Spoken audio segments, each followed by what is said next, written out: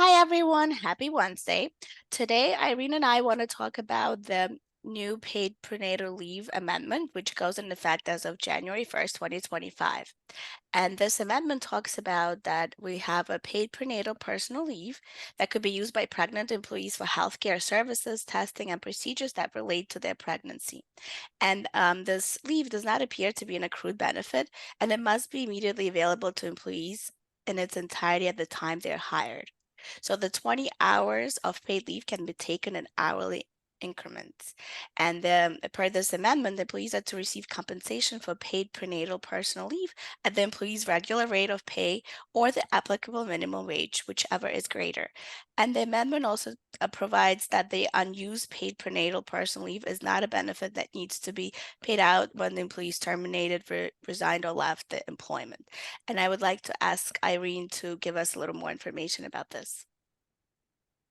Absolutely. So right now, as Jane had mentioned, this comes into effect January 1st of 2025, which means that we're anticipating a significant amount of updates to it before then.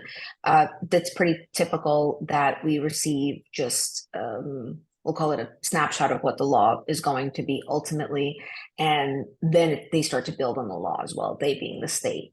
And that can come from whether it's going to be various questions that come up or just simply the implementation of the policy leads to the need for additional information to be given.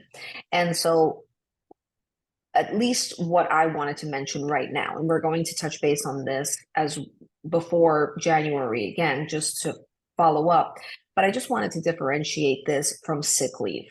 And already as I started to prepare my clients for this new prenatal leave, some of the questions I've been receiving, the first question actually that I've been receiving is, can the time be counted against the sick leave that's already a requirement and mandatory in the state of New York?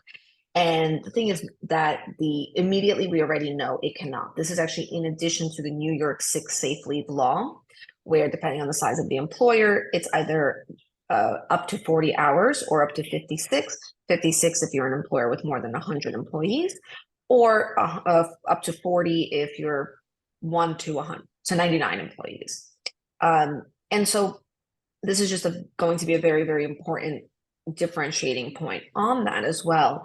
Jade had mentioned about hourly increments. Very, very important to note that the way sick leave law is taken is in 4-hour increments. And here you could take this actually in 1 or 2-hour increments at the very least as it stands right now. So very different, because the purpose of this was to cover various doctor's appointment or medical appointments that may actually be shorter than the 4-hour increment requirement that's under sick safe leave law.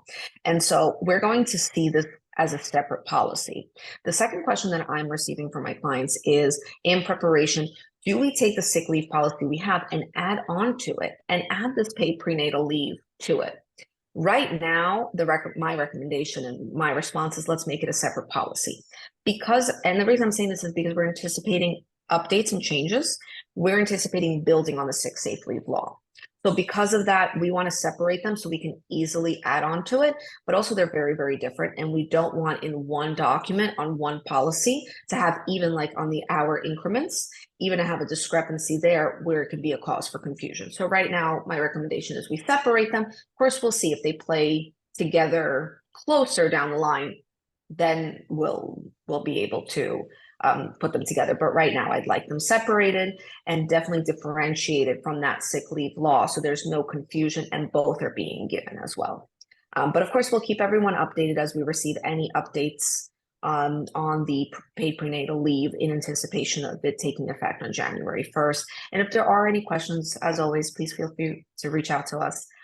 We're always happy to help. Thank you so much, Thank everyone. you. Thank you.